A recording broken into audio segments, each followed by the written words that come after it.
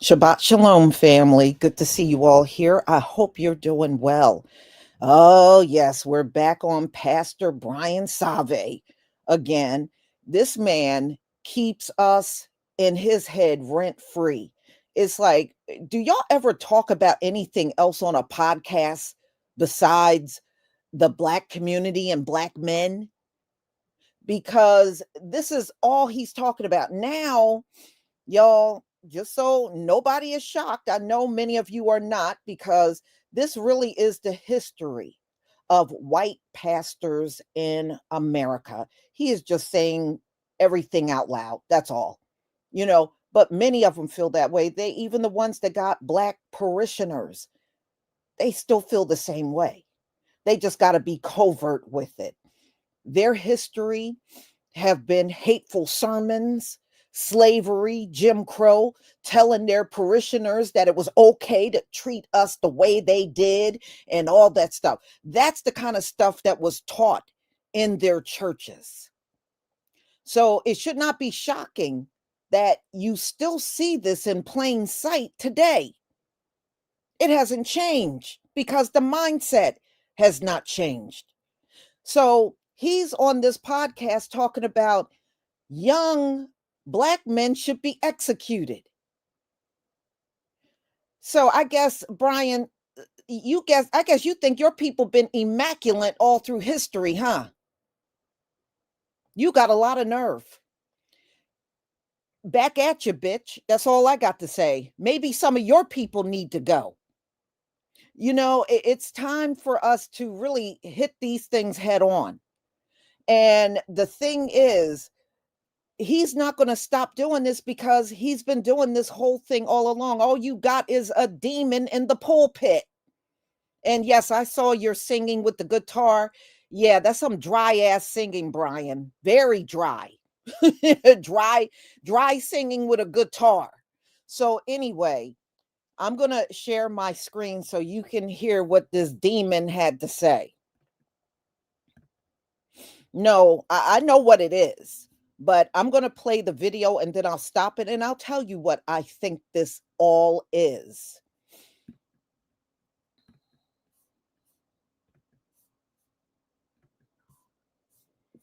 There you go. Yes, even a demon knows how to smile. So y'all, please give me a 1 if you can see my screen.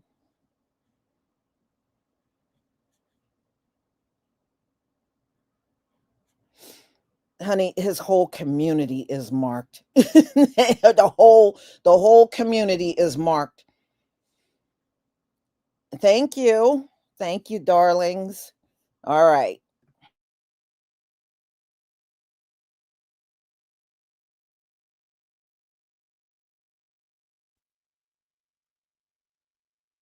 Actual number of Blacks who are committing murder is more than whites. And whites are significantly greater, 60% compared to 13% of percentage of the population. Yeah. So if you take that and then you took a law like Deuteronomy 21, which is a just law that God enacted through Moses, the law was that if you had a rebellious son, you have a child they're coming up into their manhood, the actual number, and they're rebellious, they don't listen. He lists some characteristics, and even though they're disciplined, they will not turn. He says the fathers to bring them out into the town square. This is a rebellious son, and then they stone him to death. They kill him. And an armed robber would certainly be one of those. Oh, absolutely. Armed robber, all the ghetto violent crime. Basically, take ghetto culture, it would describe this to a T. And they're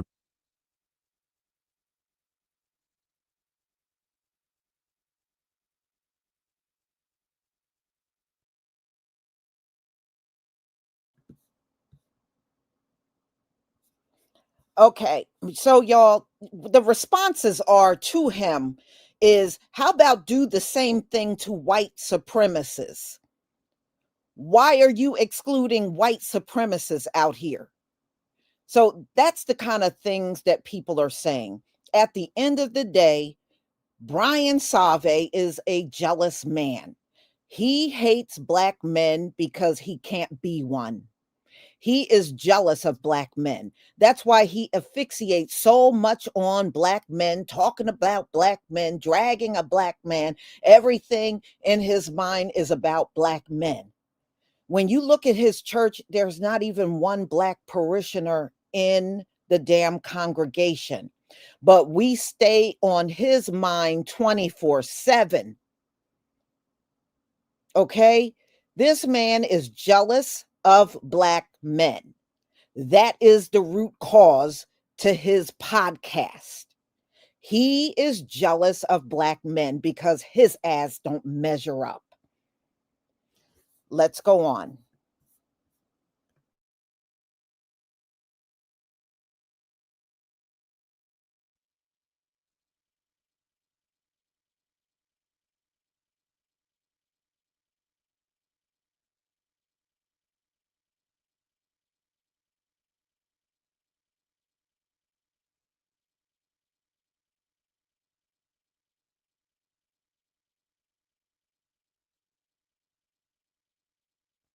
U.S. churches were full-fledged stakeholders in slavery.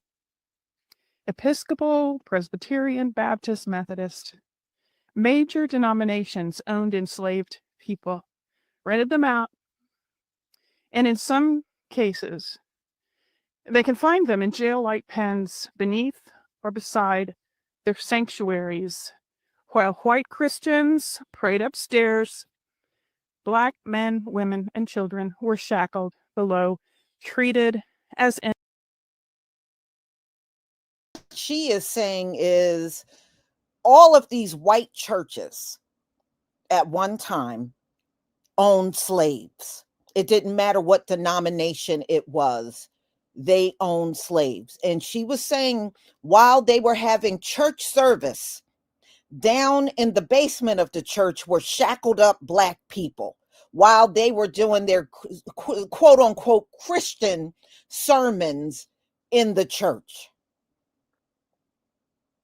And yeah, I mean, it's not shocking because this is exactly the kind of things these people would do. So she's just letting it all out.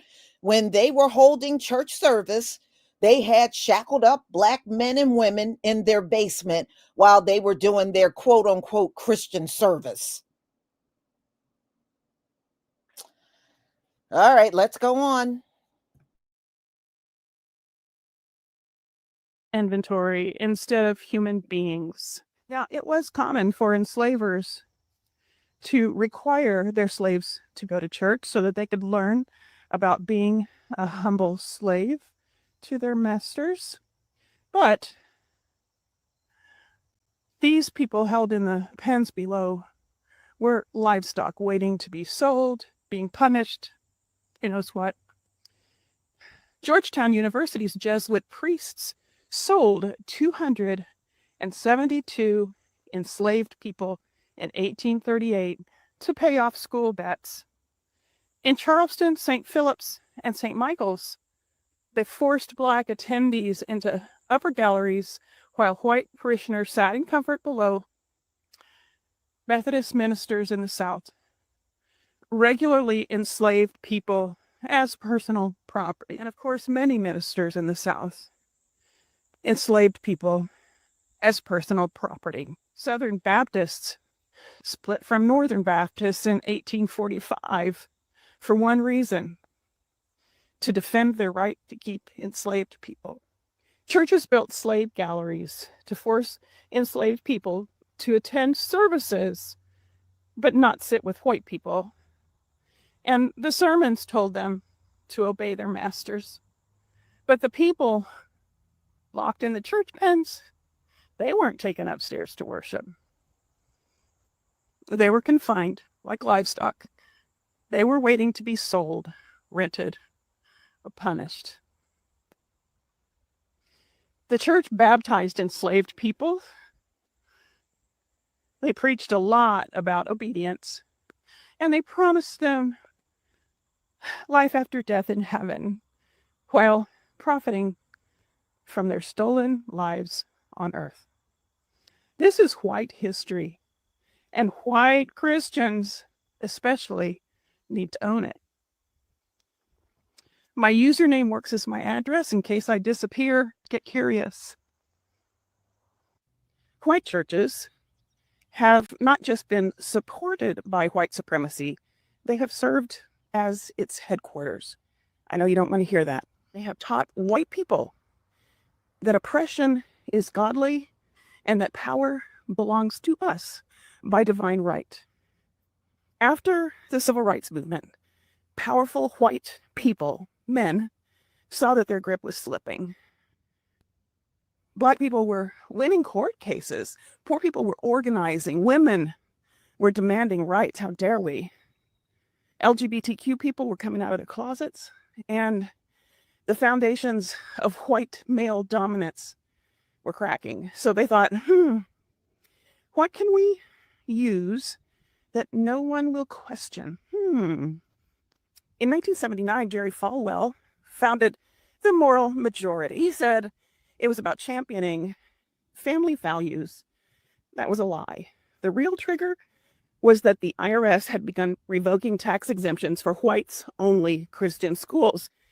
Those whites-only schools were created specifically to avoid integration. Falwell's own school, Liberty Christian Academy, was one of them.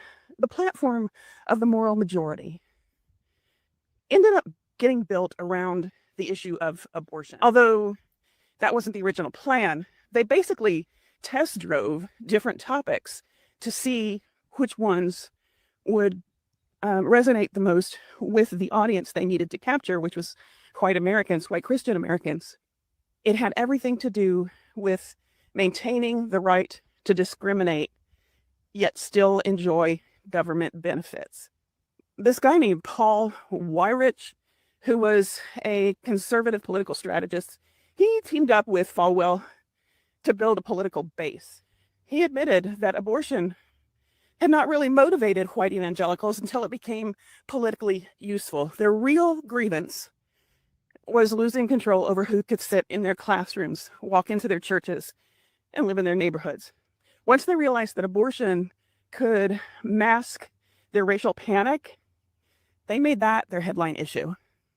They built a movement that turned pulpits into propaganda platforms. Sunday services became political strategy sessions. That's illegal. You're not supposed to be able to do that at a church if you're getting tax exemption. Ministers told white families that their enemies were not the wealthy elites exploiting their labor. They were not the politicians cutting their wages and stealing their pensions. The churches pointed to the poor, the black, the brown, the queer, the immigrant. Those people are the ones that are taking food out of your children's plate. They told white people they were being persecuted every time they were asked to share. And yes, I understand what it means for me to say this out loud. I know what it means to say that the church, something which is so sacred to so many, has been a central engine of the immoral institution of white supremacy. I know this will upset people. The white church has stood on the wrong side of every fight for justice in this country. Every one. During slavery, it defended human ownership. During Jim Crow, it defended lynching and segregation.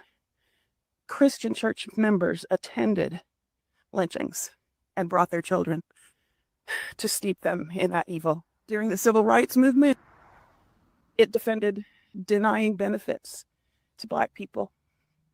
During the rise of Trump, it defended cruelty in the name of religious liberty, as if Trump has a clue.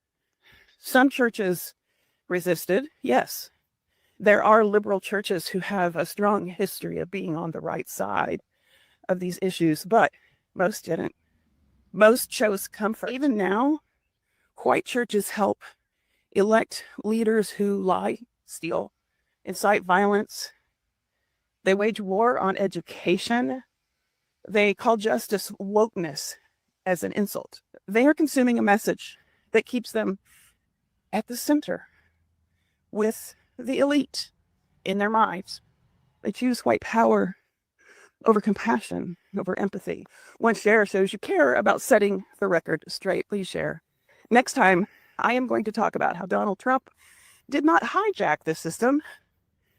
He was groomed into it. Did y'all hear about this so-called Christian pastor quoting the Old Testament to justify unaliving young black men and using Deuteronomy 21 as a legal precedent? Let's break this down.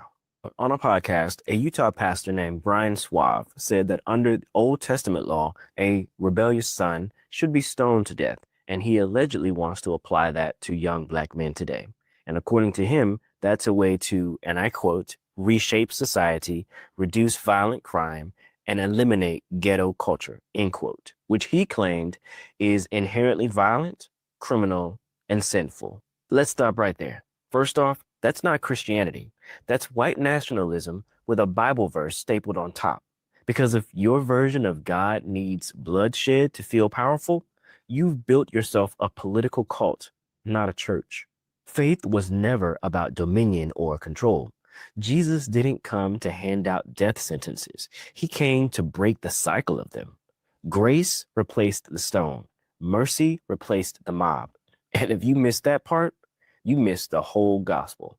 You know, what's wild is that they always try to weaponize the parts of scripture that justify their power, never the parts that challenge it. They'll preach punishment, but stay silent on poverty. They'll quote law, but forget love. And somehow they think that makes them holy. So when people use the name of God to excuse racial violence, understand that's not religion, that's regression. And it's on all of us to say, not in God's name, not ever again.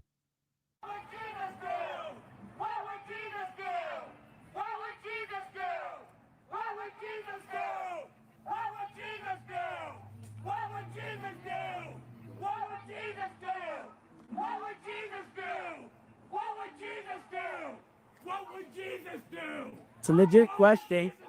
You can answer if you want. If you feel like it. What would Jesus do? Tell the people, what would Jesus do? What would Jesus do?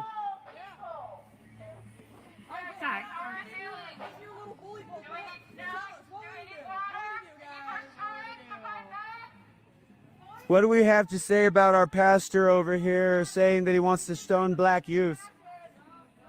Nothing? Just mean mugging off to the side? No, actually, I'm pretty good at that too. Here, chub it. That's what they are, a pain, not belief. But Jesus cried. I got it, Let's talk about how the white church in America worships death instead of Jesus by sacrificing black and brown bodies on the altar of law and order. Hi, I'm Colton. I grew up a Pentecostal pastor's kid, went to school to get degrees in historical Christian theology. And when I say they worship death, what I mean is they've submitted themselves to the policies of mass incarceration, police violence, and state power as if they were the will of God. There's an American writer, attorney, and civil rights activist named Michelle Alexander, who wrote an incredible book called The New Jim Crow, Mass Incarceration in the Age of Colorblindness. And in this book, she shows that how after the victories of the civil rights movement, that America didn't end the racial state. Instead, it just reinvented it. She shows how politicians, especially Nixon and Reagan, needed a way to roll back black freedom without sounding openly racist. That's where the law and order rhetoric came in. Crime became the new code word for race. And the machinery that enforced this was the war on drugs. Alexander shows how it gave police the opportunity and license to sweep through entire neighborhoods, stopping, frisking, and arresting people, and essentially funneling black men into cages for nonviolent drug offenses at wildly disproportionate rates to white people, even though drug use is about the same across races. So what essentially happened is that segregation gave way to incarceration. Instead of seeing signs that say whites only, without a criminal justice system that locks up black people at rates so high, it resegregated entire communities. America actually found another way to exile black men from society by calling them criminals. Alexander calls this the new Jim Crow, not just because prisons exploded in size, but because once you're branded a felon, you lose all the same rights that black people lost under Jim Crow. You can't vote. You can't serve on juries. You're shut out from housing, education, and jobs.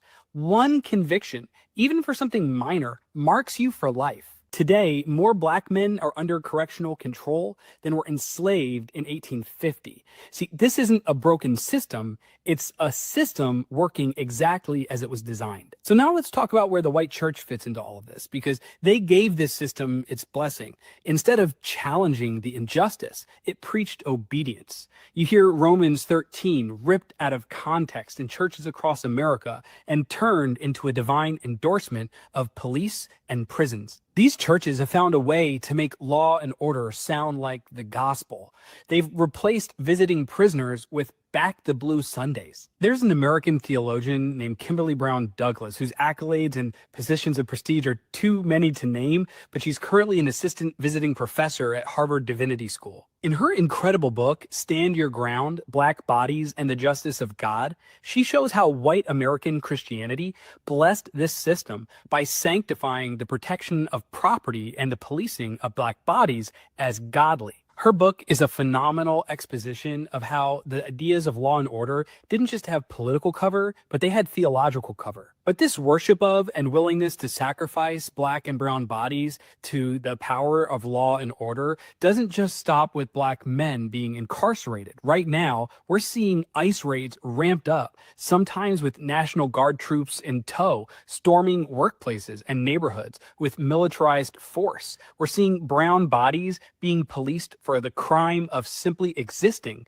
while troops are deployed to cities, soon to be potentially like here in Chicago and in New York, all in the name of law and order, like we've already seen in Washington, D.C. And the same idolatry Douglas traced is alive today, dressed up in new uniforms with military force. She shows us how the white church confused Caesar's peace for Christ's peace, and confused the order of prisons for the order of the kingdom. And that's why I say the white church worships death, because when you bless a system that cages millions and strips them of hope, you're not following the crucified and risen Jesus. You're serving the powers that crucified him. But the gospel of Jesus is not the gospel of law and order. The gospel is supposed to be good news to the captives. Jesus said that the Spirit of the Lord has anointed me to proclaim release to the prisoners, to set the oppressed free. The gospel of Christ is not handcuffs, it's exodus. It's not 3 strikes, it's jubilee. And if the church wants to worship Jesus again, it has to confess its complicity and to stand with those behind the bars and to stop dressing up death as righteousness. And so the prophetic message calling out to the white church today is that if your gospel looks more like mass incarceration than mass liberation, more like a police badge than a cross, then it isn't Christianity, it's idolatry, and it's time to tear that idol down.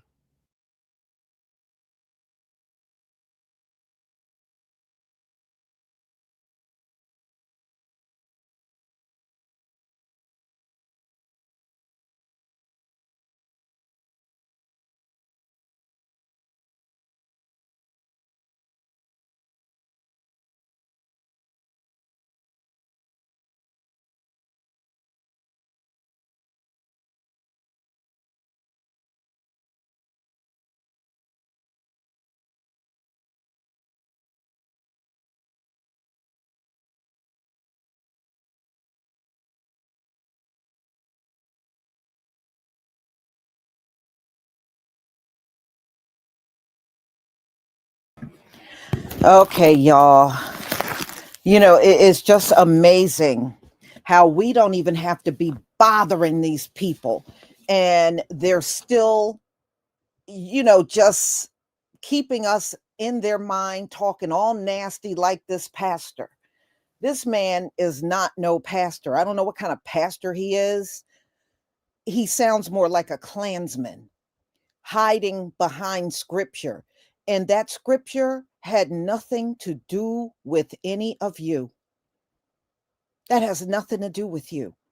Wait until he finds out that that entire Bible is not about him, that he's literally preaching through every Sunday. But a lot of white pastors don't use the Bible that much. Many times when you even go online to look what their service look like, it's just them walking around with a mic yelling into it. That's really all it is. Them walking from one side of the stage to the next with a mic in their hand. That's all it is. It's not no scripture and they got their head in the scripture and they don't preach like that. The majority of them are just looking at the crowd and running their mouth. That's about it. So, Brian, you know, if your people are as interesting and have high IQs and all that stuff, you should be able to find a lot of topics about your own people and keep them, interested in what you're saying. But if you got to use Black men, the Black community, ghetto, and all that to keep an audience attention, then you're not a very good pastor to begin with. So, y'all, I'm going to go ahead and conclude. Unbelievable. I can't believe I had to come back a second time and do this same pastor. Hello, love. Thank you so much for your new channel membership and support for my channel. So, y'all, I will have another live stream coming up at 1:45 and at 3:45. I had to push our Bible study back an hour. 3:45, we will start our Bible study for this week. So I hope to see you there. Shabbat Shalom, family.